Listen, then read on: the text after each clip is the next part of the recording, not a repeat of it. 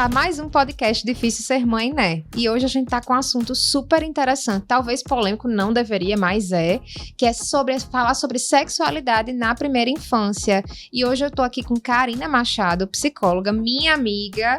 Karina, a gente vai conversar um pouquinho sobre sexualidade. E me fala por que é tão difícil a gente falar sobre sexualidade dos nossos filhos. Nossa, Camille, é isso mesmo, viu? Como é difícil até pensar. Eu vejo, assim, que o mais difícil de falar da sexualidade é porque a gente imagina que os nossos filhos são assexuados. E a gente, assim, apesar de todos os estudos, apesar, né, da gente ver, assim, desde lá, do apagar das luzes do século XIX, Freud já trazendo que a criança tem sexualidade, parece que a gente não acredita ainda muito nisso. E quer se distanciar do tema. E depois eu fui entender, porque eu também me distanciei do tema enquanto mãe. Até ir estudar sexologia e me encantar, me apaixonar. Então, eu acho que o pior de tudo, o mais difícil, são os tabus que a gente carrega. Os mitos, todos os mitos, né? Em torno do tema, que na verdade não é do tema da sexualidade, é sobre sexo. A gente tem medo de falar de sexo. A gente esquece que o sexo está dentro da sexualidade. E eu acho que isso que vai dificultando.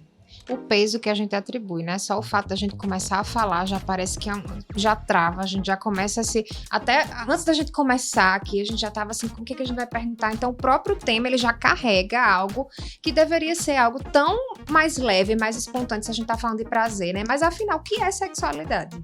Eu acho que quando a gente pensa em sexualidade, a gente precisa pensar nesse relacionamento com a vida. Porque a sexualidade vai englobar tudo. São seus afetos, são toda a expressão no seu corpo, né? Toda essa energia que gira no seu corpo. Por exemplo, se você tá com uma energia mais baixa, com uma energia mais alta, isso está falando da sua sexualidade. Então, toda a sua forma de se relacionar com a vida está falando da sexualidade. É porque a gente liga a sexualidade à genitalidade. Que aí é exatamente onde entra a parte do sexo.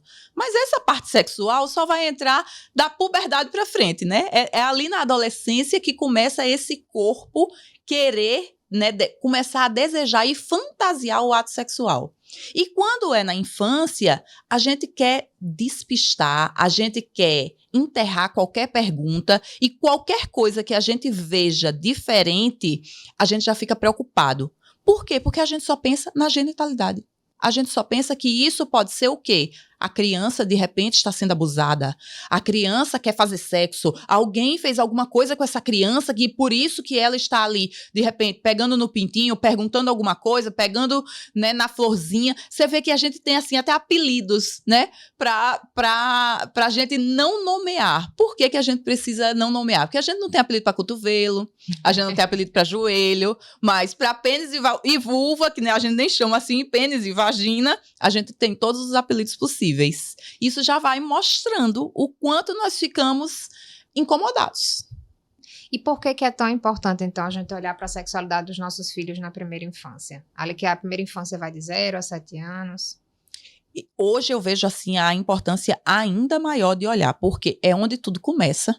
E se a gente finge que não vê, a gente já está trazendo respostas para eles do que se pode e do que não se pode falar dentro de casa.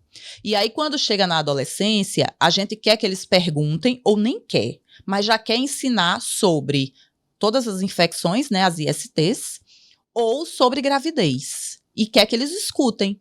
Onde a gente velou, onde a gente calou o tempo inteiro, na adolescência a gente quer ensinar sobre as doenças. Mas a primeira coisa que eles vão aprender não é sobre doença. É sobre o prazer que isso dá. É tão conflitante que não dá para conversar com os pais sobre isso. Então, se a gente não pensar a sexualidade desde a primeira infância, como é que a gente vai querer ter um comportamento diferente com os nossos filhos na adolescência?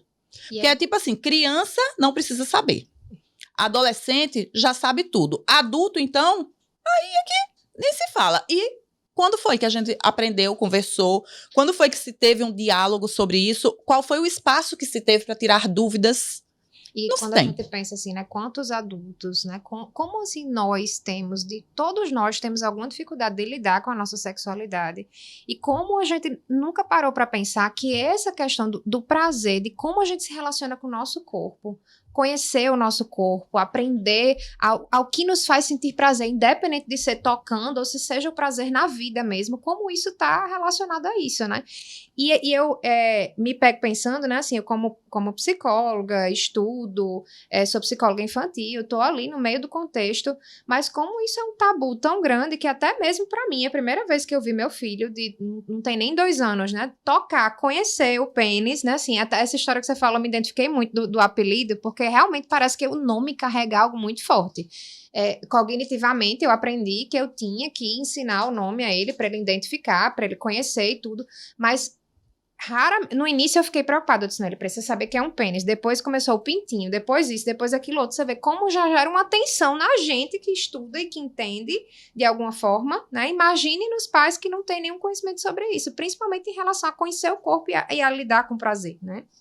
A lidar com o prazer do próprio filho, né? O quanto a gente se assusta ao ver o nosso filho sentindo prazer com o próprio corpo. Mas, na verdade, assim, a gente não se assusta ele sentindo prazer com o próprio corpo, porque a gente não se assusta quando o bebê tá ali com a mão por horas na boca. A gente não se assusta quando ele tá ali com o pezinho por horas na boca. A gente se assusta quando ele pega no pintinho, quando ele pega no bumbum e cheira. Já viu como eles fazem isso? Quando eles começam a descobrir os próprios cheiros, como aquilo é interessante e, ao mesmo tempo, como aquilo traz uma sensação no corpo, uma sensação mesmo sensual. Sim. Porque a gente esquece que, assim, como é que o bebê conhece o mundo, se não através do corpo? Bebê é sensorial. Tudo que a forma dele perceber o mundo é totalmente sensorial. É através da amamentação, é através do banho, é através do ninar. Aquele corpo todo ali está sendo cuidado, está sendo energizado, né? E ele vai conhecendo o mundo, né? A mãe, tudo, até as historinhas, como é que aquelas historinhas vão entrando, ele está percebendo tudo aquilo através dos sentimentos. São as primeiras experiências sensuais que ele tem. O que a gente tem medo é que a criança, na verdade, o que a gente precisa temer é erotizar a criança. Isso a gente não pode fazer. E aí a gente entra em todas aquelas questões de por que não dar beijo na boca de criança. Não é para dar beijo na boca de criança. A primeira coisa beijo na boca é para adulto, não é para criança. Não é para pai, para mãe. Eu sei que muitas pessoas vão dizer assim, ai, Karina, mas não tem maldade nenhuma. Eu dou beijo na boca da minha filha e você falando isso, tipo assim, me julgando. Não, eu não tô aqui para julgar. Eu tô aqui para dizer que isso é um comportamento que pode gerar riscos para ela no futuro. Porque se ela beija o pai e a mãe na boca, aonde ela chegar, ela pode achar que isso é normal. E dar beijo. Tudo bem alguém chegar e beijar também. Por exemplo, uma vez, não foi relacionado a beijo na boca, mas meu filho pequenininho, ele tinha muita mania de na hora que a gente chegava, não sei de onde ele tirou isso, mas na hora que a gente chegava, né, em casa, ele vinha e dava muitos beijinhos no braço, na mão, como se fosse para que a gente pegasse no rostinho dele, acalentasse ele. E aí eu chamei uma pessoa para consertar a máquina de lavar da minha casa. Assim que esse homem chegou, qual foi a primeira coisa que ele fez? Foi beijar o braço do homem. E aí eu olhei e fiz, não, Miguel, você não conhece ele. Mamãe chamou ele aqui para nos ajudar. E ele ficou sem entender por que eu estava dizendo isso para ele, se ele fazia isso comigo, com o pai, com todo mundo que está em casa. E aí, a partir daquele dia, me constrangeu. Mas o homem também ficou altamente constrangido, porque assim... Ele ficou, e eu faço o quê? Para dar beijo nele também, mas ele ficou tipo empurrando, né? Ele assim, para que ele saísse. Mas foi uma situação constrangedora. E foi a primeira coisa que me veio na cabeça. Filho, não pode. Ele pode ter se sentido rejeitado. Como é que essa pessoa se sentiu? Eu não sei, mas eu tinha que dizer para o meu filho que não podia. Como a gente já vai a partir daí também aprendendo os limites com o nosso próprio corpo, né? Da chegada do outro, do toque do outro, do espaço do outro no nosso espaço. Quanto assim, o quanto é um universo, é tudo que a gente vive sexualidade toda hora, né? Assim, por que, então, em que momento a gente tá lidando com a sexualidade do nosso filho na primeira infância? Né? Toda hora. Né? Toda hora. Por isso que a pergunta, Camille, não cabe mais do tipo, qual é a hora de falar sobre sexualidade com meu filho? É qualquer hora. Porque quando a gente diz falar sobre sexualidade, o que é falar sobre sexualidade, gente? É falar sobre amor, é falar sobre afeto, é falar sobre o que ele está sentindo no corpo dele, é falar sobre as partes do corpo. Você fala naturalmente sobre a mão, sobre o ouvido, tem até a música, né? É cabeça, ombro, joelho e pé, joelho e pé. Aí, quando vai para as partes mais íntimas, a gente não tem nem música. Mas também não sei se seria uma boa ter música, não. Eu tô só colocando esse exemplo, que a gente tem uma naturalidade em falar das partes do corpo, mas é como se não existisse a parte genital. Onde, quando eles começam a descobrir, é aquela coisa maravilhosa. Do mesmo jeito que é a boca, do mesmo jeito quando ele começa a descobrir, né? O genital, o ânus. Todas essas são regiões de prazer. A gente já sabe disso, né? São as zonas erógenas do nosso corpo. Então, o filho, a criança, na hora que está nesse momento de descobrir o próprio corpo, ele está descobrindo toda essa energia que gira no corpo dele. O brincar, o estar ali com outras crianças, o dormir de forma aninhada, tudo isso fala de sexualidade.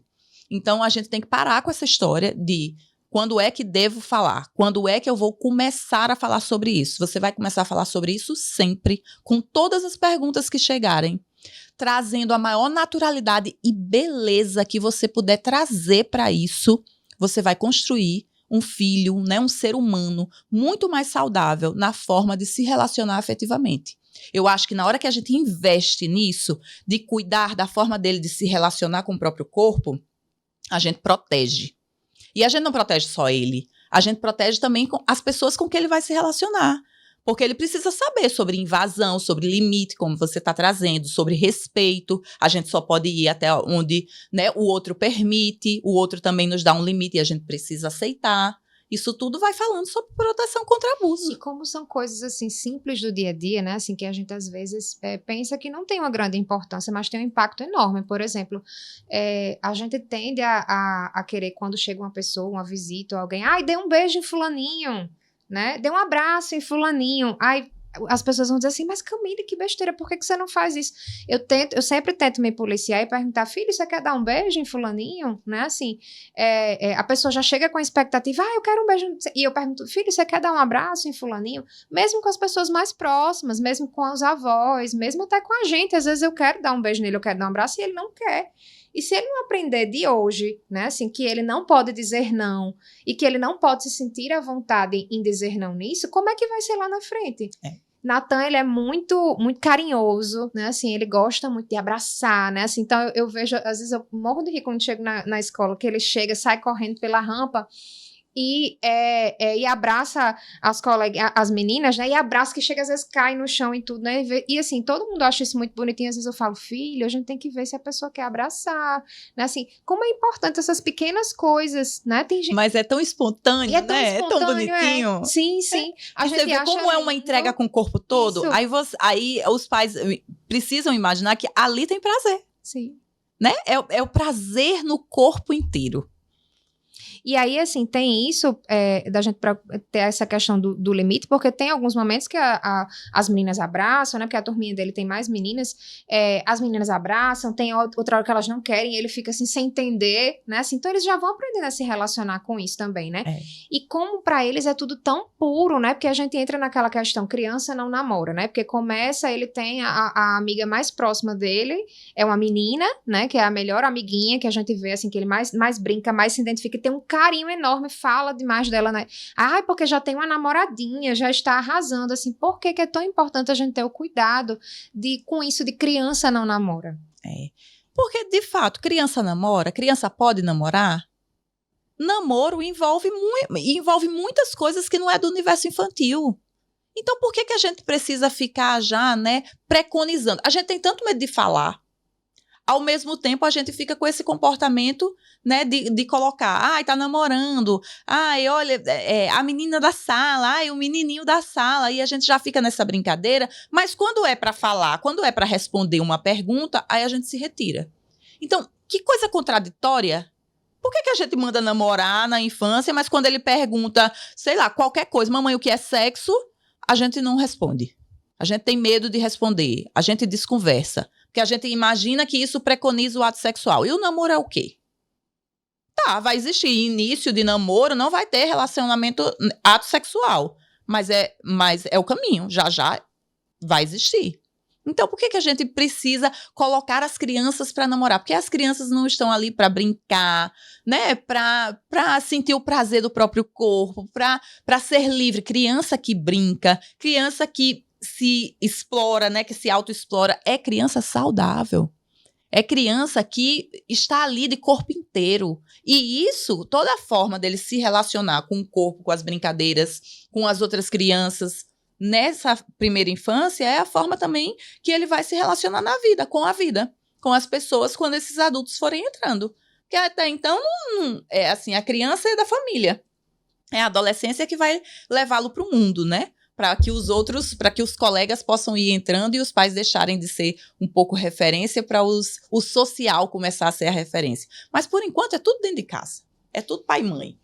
E aí, a gente entrando nesse assunto, né, que você falou do próprio toque da criança, recentemente eu vivi isso, né, Natan descobriu que tem o pintinho, né, e aí ele pegou, assim, e o que é que você orienta para os pais quando acontecer isso? Ou até mesmo uma criança mais velha, né, assim, quando o pai pegar uma criança se masturbando, se tocando, né, a gente tem até medo de falar essa palavra, mas é a palavra mesmo, né? O que é que você orienta eles de como conduzir, como lidar com isso? Na verdade, se fala assim, Camille, hoje até se tira esse termo masturbação, porque os pais se assustam tanto, né, porque a masturbação, ela também ela pode ter a conotação erótica, né, com a fantasia já de uma pessoa ou não. A criança, ela não vai fazer isso.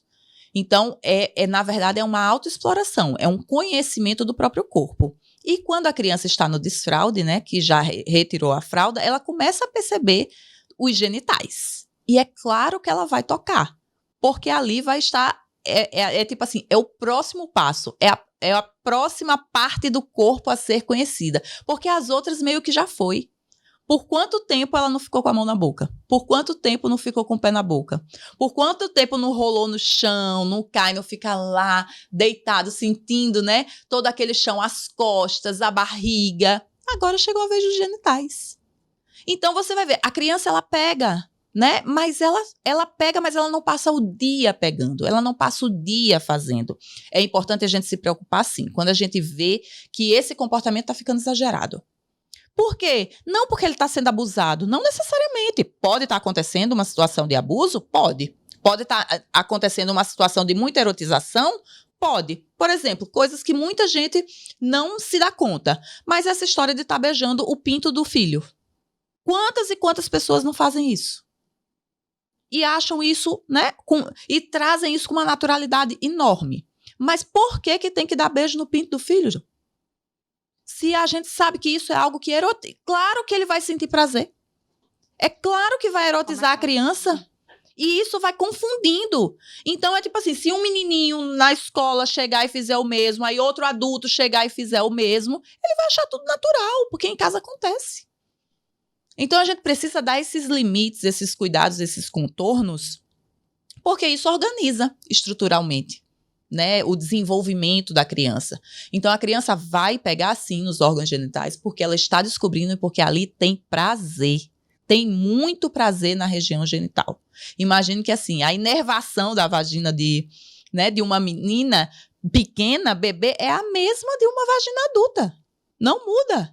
Então, como ela não vai ter prazer se é o nosso órgão de prazer? E que orientação você dá? A criança está indo para a escola, né, pela primeira vez. Que orientação você acha que os pais têm que dar às crianças, mesmo pequenas? O que a gente deve dizer na hora que está começando a ir para a escola? Na hora que a gente vai trocar a fralda também, que a gente vai tocar a criança, tem alguma orientação que você acha que pode evitar algum tipo de abuso, esse tipo de avanço? Veja, na hora que ele vai entendendo, né, que ele toca, que ele sente prazer, ele vai começar a perceber pelo toque mesmo. O toque do pai e da mãe quando tá limpando, né, quando tá arrumando, vestindo a cueca, vestindo a calcinha, não é um toque erótico. É um toque de cuidado. Ele vai começar a perceber essas diferenças, sim. Mas eu vejo assim, tá entrando na escola, se ele sentir algo diferente, ele não vai conseguir dizer ainda para os pais. E assim, eu não vejo essa forma de orientação mais direta, porque a forma de orientação mais direta seria assim, só quem pode pegar no seu pintinho ou na sua, a gente chama florzinha, né? Eu não tenho filha menina, então eu não tenho esses apelidos, mas do menino eu sempre chamei Pintinho. E aí, só quem pode pegar é você. Não é pra você trocar de roupa na frente de ninguém. Por exemplo, o Dudu, ele nunca trocou a roupa na frente de ninguém. Se a gente ia pra praia e eu queria dar um banho de mangueira nele, minha filha, era uma confusão. Se eu dissesse, menino, tira a sunga. Não tiro, mamãe, eu só tiro a sunga em casa. Então, ele foi aprendendo de uma forma muito natural, porque a gente dizia, aqui é seu, só você pode tocar. Quando estiver sentindo alguma coisa, precisa dizer para o papai e para a mamãe. Ninguém pode pegar. Então, ele já tinha esse discurso pronto. Eu acho que se você começar a construir isso com o seu filho de uma forma natural, né, de que ali é dele, ele vai saber quando chegar na escola também. E de uma forma natural, né? Assim, porque eu lembro até de ter feito algumas perguntas a você, de ter ficado, né, ansiosa com isso e tudo. E como às vezes a gente coloca tensão e a gente coloca um peso, né? Assim, desde o início a gente tá falando sobre isso nisso, né? Porque eu disse, ai meu Deus, será que tá acontecendo alguma coisa? E ele tá pegando demais e não sei o quê. Só que nem é um demais, é o descobrir, né? Exatamente. E a gente coloca atenção porque a gente só pensa em abuso e preconização do relacionamento sexual. A gente só pensa em sexo ou em abuso. Ou é a violência ou é o sexo na hora errada, que é violência do mesmo jeito, né? Então, a gente não pensa em sexo num lugar de uma troca, né, com outra pessoa, de um complemento do relacionamento afetivo. A gente pensa no sexo do maus tratos. E aí, por isso que a gente se preocupa. Né? E aí, por isso que a gente também se preocupa muito, né? E você falou sobre isso em relação também à questão do desfraude, que é uma coisa que eu acho muito importante. A forma como. O que é a forma de como a gente conduzir o desfraude tem a ver com a sexualidade, né? Porque às vezes as pessoas ficam numa ansiedade muito grande. A gente, como mãe mesmo, né? Assim, acho que em todos os aspectos, às vezes a gente fica se comparando. Ai, fulano de tal não usa mais fralda, ou porque dá muito trabalho trocar a fralda com cocô e tudo. E às vezes a gente quer acelerar alguns processos, né? E a gente não entende o quanto essa coisa do próprio fazer cocô, do xixi, da liberação. Fala um pouquinho pra gente o que é que isso tem a ver, né? Assim, o que é que sexo, prazer tem a ver com desfraude? Na verdade, assim, o desfraude vai ser o primeiro momento dele de contato, né, com essa genitália, que aí realmente ainda não tem nada a ver com sexo, né? Mas os excrementos também é um momento deles de muita alegria, né? É algo de uma entrega para o mundo, né? Ele vê o xixi, ele vê o cocô. Quantas e quantas crianças não estão ali dando tchau para aquilo, né? Que ele está ali colocando para fora. É como se ele tivesse como se ele tivesse ali numa expressão assim até da própria autonomia. Tanto é que, assim, mas eu acho que a gente não precisa entrar nesse tema agora, né? Sim, a questão da prisão de ventre, o que é que isso vai levando, né? No relacionamento com os pais, porque não é esse o nosso tema, mas a alegria deles de quando eles estão construindo essa autonomia, essa independência, como eles vão se vendo potentes. E isso tem tudo a ver com sexualidade, né? Prazer, né? Assim, porque se a gente coloca aquilo como uma coisa tensa, de, vai fazer cocô, corre pro pinico e não sei o que, e a gente vai construindo uma tensão em relação a isso, ele não vai curtindo o fato e assimilando o fato de que na hora que ele senta no banheiro, ele vai fazer cocô, ele tá liberando, como você tava colocando, ele tá liberando o que não prestou, o que não serve, que vai embora. Né? E você já ouviu aquela expressão do enfesado, né? Isso. Uma pessoa enfesada, é aquela cheia de fezes. Então, você imagine na hora que ele tem essa liberação, a sensação de prazer. Porque existe, de fato, a liberação, se eu não me engano, é ocitocina, né? Na hora que... eu não tenho certeza disso, mas eu tenho isso anotado. Eu posso até depois a gente escrever sobre isso e deixar lá no podcast. Mas o quanto é importante você ter um intestino funcionando.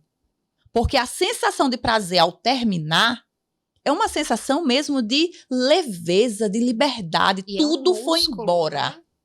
E é um músculo que a gente libera. Se a gente vive tenso, assim, cada dia mais a gente estuda. E quanto mais tensão a gente carrega, mais a gente vai prendendo, né, assim, e transformando aquilo numa tensão. Eu vejo muito isso, assim, o quanto os pais não imaginam, né, como essa carga que a gente atribui a essa questão do desfraude, como a gente precisa prestar atenção, ter paciência, se existem os sinais realmente de desfraude, né, se já existe, a criança já está pronta para aquela próxima fase, né, porque ela vai, se ela não já fala, e às vezes a criança, o que eu observo também é que às vezes a criança já começa a demonstrar alguns sinais do tipo cocô, Porque ela falar sobre ela tá fazendo já é um sinal, né? Então, assim, ela começa a demonstrar o sinal e o pai já começa aquela tensão, ela volta, ela começa a regredir. E aí a gente tá, um processo que deveria ser natural, a gente já vai mais uma vez, né, podando. Você vê o quanto o problema é a gente, né? O quanto a gente precisa se cuidar e entender sobre tudo isso para que a gente possa ter esse percurso do desenvolvimento dos filhos de uma forma mais leve e natural, como assim, as fases se cumprindo, como as fases precisam se cumprir. O tempo que for preciso. E cada criança vai ter seu tempo. Claro que a gente sabe que tem as fases de desenvolvimento e que tem algumas coisas que são esperadas naquela fase ali. Se passar dali, ok, né? Assim, é uma coisa para a gente se preocupar. Porém, a gente não, assim, a menos que a pessoa realmente tenha algum problema, eu não conheço ninguém que não saiba, que viva de fralda, né? Então, assim, da gente poder lidar com a nossa ansiedade também em relação a isso, né? Assim, mas me fala também, assim, você lembra de alguma situação curiosa que você vivenciou, assim, que você, com seus filhos, relativa à sexualidade, que você, tipo, se viu perdido, ou que você achou engraçado, que foi um desafio, alguma coisa assim? Ah, minha filha, foi um desafio gigante. E eu fui estudar sexologia e me tornar sexóloga, que hoje, assim, foi como eu sempre digo a vocês, né? Foi um divisor de águas na minha prática clínica. Foi quando eu decidi sair daqui. Eu fiz, vou-me embora estudar esse negócio. Foi quando, pela primeira vez, Dudu trouxe questionamentos que não foi só questionamentos. Primeiro foi uma atitude na escola, depois foi um questionamento e foi um muito próximo do outro. E ele só tinha, se eu não me engano, Camille, era 8 anos. E eu achei aquilo, quando eu escutei, quando eu vi, eu fiquei arrasada. Primeiro foi na escola, entre os meninos começou a passar um papelzinho escrito PNC. E aí a coordenação pegou, tirou, né, todos da sala, e foi aquela conversa que a escola faz, né, cumprindo o seu papel de escola, mas a mãe também é chamada, porque para além disso, além de estar no meio, de passar o papelzinho PNC, que para quem não sabe, né, pau no cu, um menino de 8 anos, já com essa expressão, ainda eu pego uma conversa que eu nem sabia, que foi onde tudo começou, a preocupação, né? Dele numa conversinha com um amiguinho, e eles brigaram, e ele dizia um termo ainda mais ruim para a idade dele, eu achando ruim, né? Vá comer não sei quem. Eu fiz, como é que esse menino sabe disso? Se ele não escuta isso em casa, se não é um palavreado que a gente fica utilizando, por que esse menino tá falando essas coisas? Camille, eu fiquei arrasada, até porque a menina que ele se referia, eu conheci a mãe, ainda é um momento onde a gente tem muita amizade, né? O pai, o meu marido falava, olhe, se o pai dessa menina pegar isso, imagine o que é que vai pensar de Dudu. E aí eu fui fazer aquele sermão, meu filho, vem cá, o que é comer? Ele fez, mamãe, não sei não, eu falei porque todo mundo fala. E onde é que você escuta isso? Mamãe, no futebol todo mundo fala isso. Eu não sei por que você tá assim.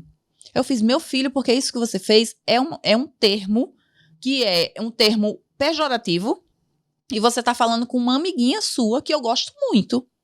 Por que você tratou ela dessa forma? Mas mamãe, não tem nada demais. Aí você via a inocência. E de fato eu vi o meu filho inocente ali. Mas eu não sabia lidar com aquilo. Eu não sabia o que fazer. Eu fiquei tão arrasada que eu fiz, eu vou estudar. É a minha única forma de poder entender o que é que eu posso fazer numa situação dessa. Se fosse hoje, ok, eu já tirava de letra, mas é muito fácil, né? Olhar hoje, depois de todo o processo passado. Mas aí eu fiz ele ir pedir desculpa, eu conversei com a mãe da menina, disse que estava sabendo o que tinha acontecido, eu me desculpei, mas hoje a gente vê, gente, calma. Eles estão iniciando, vão aparecer muito mais coisas. E a gente precisa ir lidando com isso de uma forma mais natural e conversando mesmo, abrindo o verbo dentro de casa. Tudo que a gente tiver condição de falar, investigando, né, para você ir entendendo até onde ele sabe, precisa ser falado. Até porque, assim, a gente hoje está numa geração, antigamente, a gente tinha alguma dúvida, a gente precisava perguntar a alguém. Né? Então, hoje a gente está numa geração que eles não precisam perguntar a gente. Pelo contrário, eles chegam com a informação. Exatamente. Eles chegam com a informação, ou eles têm alguma dúvida, eles digitam lá, e assim, o que eles vão encontrar nesse universo se a gente, assim, não estiver perto, se a gente não construir esse diálogo desde pequeno, se a gente não falar sobre isso, se a gente não... sobre tudo, se a gente não criar um espaço em que eles vão encontrar, né? Camille, é pornografia. E já encontram, viu? Porque as pesquisas vão aí mostrando que as crianças estão utilizando, né, acessando cada vez mais cedo. Então, assim, com 8 anos já está iniciando. Teve uma última pesquisa, até a revista Crescer publicou. O quanto isso está, né, desenfreado. E a gente fica com medo de responder certas perguntas mais inocentes possíveis dos nossos filhos se relacionando com pornografia. O que vai ter um efeito prejudicial gigante no cérebro, fora nos relacionamentos que eles vão precisar construir na adolescência. Imagine, a pornografia tem uma capacidade viciante gigante, imagine esse menino chegando na adolescência viciado. Como é que não vai ser? Não deixa de ser abuso, isso é abuso. Criança não pode estar vendo o que não é para ele, mas tenha certeza que ele abre e ele vê, e as pesquisas estão mostrando. Basta colocar no Google e você vai ver os números. E qual é a hora que você acha que deve se falar, né, assim, sobre como nascem os bebês, né? Como é que a gente lida com isso? Na hora que ele pergunta, lembre-se, qualquer pergunta precisa ser respondida. Não silencie. Agora vá respondendo dentro do universo infantil. Dentro da... Você vai vendo quais são as palavras que você utiliza dentro de casa, porque tem muitas muitas críticas falando, né? Ah, mas não pode mais dizer que é a cegonha, não pode mais dizer que é sementinha. Pode, gente, pode dizer que é sementinha, mas cegonha não, porque cegonha é muito fantasioso, né? Porque célula não deixa de ser uma semente. A questão é que às vezes tem perguntas que vêm da seguinte forma: e onde é que eu encontro essas sementes? E aí você precisa responder. Você encontra essa semente no papai, na mamãe. Veja, as perguntas elas vão aumentando, mas não necessariamente. Então vá respondendo até onde ele vai perguntando. Tem até uma história que eu até trouxe aqui de um caso que esse menino foi avançando e ele começou aos 4 anos essa pergunta. Posso até ler aqui para vocês, que eu deixei ela anotadinha. Deixa eu pegar ela aqui. Ela é bem interessante porque o menino foi longe, viu? Imagine uma criança, né? Aos 3 anos, olha. O menino que, aos 3 anos, queria saber como se faz gente pequenininha. Aos 5 anos, ele foi confirmar com a mãe a informação de que, para fazer um bebê, ele deveria colocar uma sementinha. Tendo essa informação confirmada, quis saber: e onde eu pego essa sementinha? A mãe lhe disse que não precisaria pegá-la, que a sementinha fica dentro do corpo. Ele quis, então, saber onde estava e onde deveria colocá-la. A mãe respondeu que as sementinhas do homem ficam no saco e que são colocadas na vagina da mulher. Ele quis saber como. A mãe disse que colocando o pênis dentro da vagina. Então, ele falou: já entendi. Vamos fazer isso agora? E aí, o que a mãe lhe disse? Isso você só pode fazer quando for grande e nunca com a mamãe. Você vê, né, assim, que história bonita e como a gente pode construir isso de uma forma leve, gostosa. Isso, você vê como é natural. Isso. A gente precisa, para a gente criar esse espaço, né, assim, deles poderem estar chegando junto da gente e a gente poder conversar mesmo sobre isso de uma forma mais leve. Né? Da gente poder Porque as perguntas são as mais inocentes possíveis, mas às vezes eles botam a gente contra a parede mesmo. O que a gente não precisa é ter medo de responder. E se não sabe, dizer também, não criar histórias. A gente não precisa estar inventando coisas, porque a gente vai continuar apenas passando mito, tabu, coisas que são desnecessárias, que não vão ajudar em nada no exercício da sexualidade quando a adolescência chegar. As perguntas de perguntar mesmo o que é relação sexual, por que mexe na relação sexual. Isso tudo são perguntas que já chegaram para mim. Não, nem todas foram de Dudu, mas de outras crianças. E eu respondi. Da forma que foi possível, eu respondi. às vezes a gente quer também preencher tudo, sempre preencher a pergunta, né, assim, e como é importante a gente poder também dizer assim, não sei, eu vou procurar saber, você me pegou de surpresa, eu não sei, né, assim, e a gente pode voltar a falar sobre isso, e voltar realmente, porque às vezes a gente simplesmente diz, eu não sei, e a gente muda de assunto e vai pra lá. Então, o que é que eles vão aprendendo, né? No momento em que você diz não sei e você some, você tá ensinando pra ele que ele não pode fazer perguntas, que vão ter perguntas que você não vai responder, e aí ele vai pro mundo. Ele vai querer saber do mundo, mas ele precisa saber que dentro de casa ele vai ter essa resposta. E que ele pode chegar com qualquer pergunta, porque veja, se os pais começarem a se sentir desrespeitados, começar a achar o que está acontecendo com esse menino para fazer perguntas desse tipo, né? O que pode estar acontecendo aí por fora? Olha, vale pesquisar tudo. No mundo que a gente vive hoje, a gente pesquisa tudo. Mas a pergunta que chega em casa, a pior que seja, a gente precisa não se sentir desrespeitado e responder. Porque o silêncio nunca vai ser o caminho. O silêncio não é a melhor resposta. Porque se a gente silenciar, eles vão descobrir. Eles não precisam da gente para ter informação. A informação está no Google, a informação está em qualquer lugar. Como meu filho começou, a informação estava no futebol, no jogo de futebol. E eu vou tirar ele do futebol? Para ele não ouvir um palavrão, para ele não ouvir todas as expressões que existem. Isso faz parte do mundo. Eu vou ter que apresentar o mundo para o meu filho. Agora, eu prefiro que eu apresente esse mundo para ele do que a pornografia, do que qualquer pessoa do lado de fora, que eu tenho certeza que não vai apresentar com o mesmo amor como eu vou. Eu mesmo sem saber, eu vou tentar implicar ali, imprimir ali o maior amor do mundo. Ele me perguntou, né, mamãe, o que é uma relação sexual? Agora me responda. Ele disse desse jeito. Eu fiz, filho, é difícil responder isso, mas eu vou responder. Já que você está perguntando, isso já foi ele com 11 anos. Eu fiz, vamos imaginar uma coisa, eu vou lhe contar como uma história. Pense o pênis recebendo um abraço. Só que ele vai receber um abraço da vagina. E aí ele vai introduzir o pênis na vagina e isso é um ato sexual. Então imagine que esse pênis foi todo abraçado por uma vagina. Então eu tento colocar da forma bonita mesmo, natural, tranquila. E aí ele começou a rir e fez, tá bom, mamãe, já entendi. Então, eles não querem ir muito mais além. Se você responde, essa é uma definição até da nossa amada Cida Lopes, né?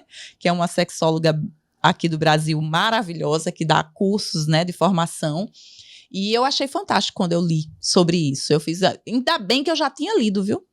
Porque eu acho que eu ficaria...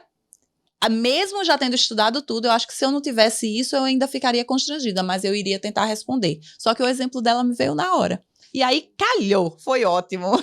Como esse caminho, né, assim, da gente contar histórias, a gente não usa o recurso do livro para tantas coisas, né, a gente não usa um recurso, agora a gente sabe a importância de lidar com as emoções, de reconhecer as emoções, então a gente não pega um livrinho, pega uma historinha e a gente traz, né, e lê e se diverte junto, então isso. A gente pode fazer isso também, a gente pode procurar livros que a gente possa sentar com a criança e ler e contar a historinha de acordo com a faixa etária, como você falou, assim, conforme você for percebendo que ele sabe, até onde ele sabe, o que ele está perguntando, e você vai acrescentando novas informações e vai construindo isso, né? Isso. Eu mesma já dei vários livrinhos para ele, né? E assim, algumas partes eu até fui lendo para que ele pudesse ir ganhando o ritmo de leitura, porque eles têm preguiça às vezes, né, de ler, mas tem livros muito interessantes sobre menstruação, sobre intimidade, sobre o primeiro beijo.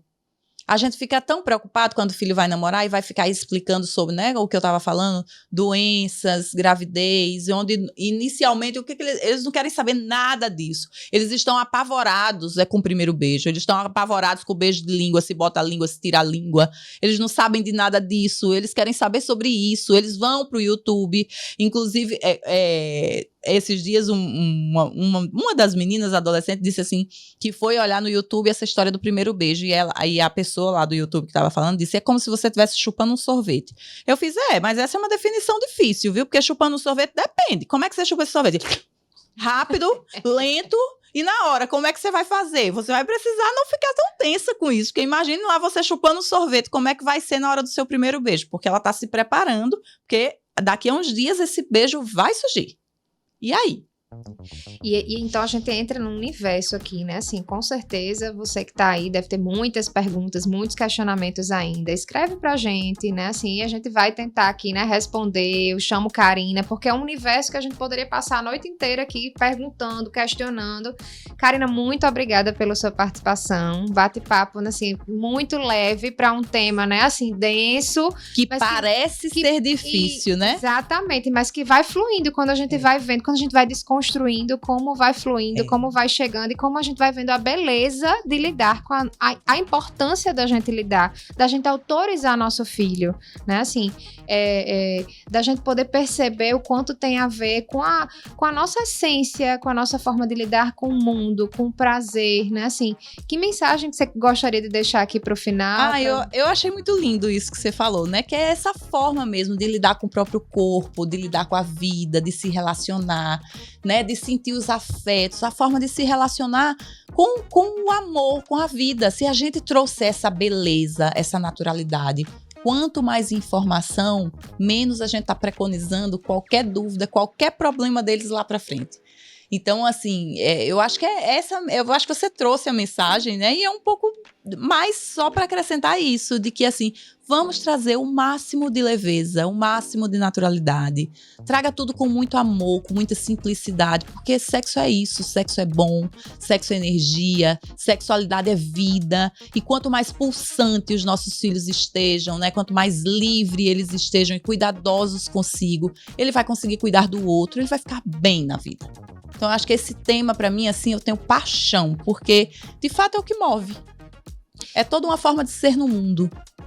Então chegamos ao final desse episódio especial sobre sexualidade na primeira infância. Eu espero que esse tema tenha trazido reflexões muito positivas para vocês. E a gente vai ficando por aqui hoje. Né? Compartilhem, a gente quer muito ouvir vocês, né? Compartilhem, conversem, abram esse diálogo, que fica essa mensagem da gente estar expandindo sempre a nossa comunicação com os nossos filhos, seja lá qual for o assunto, o mais fácil e o mais difícil também.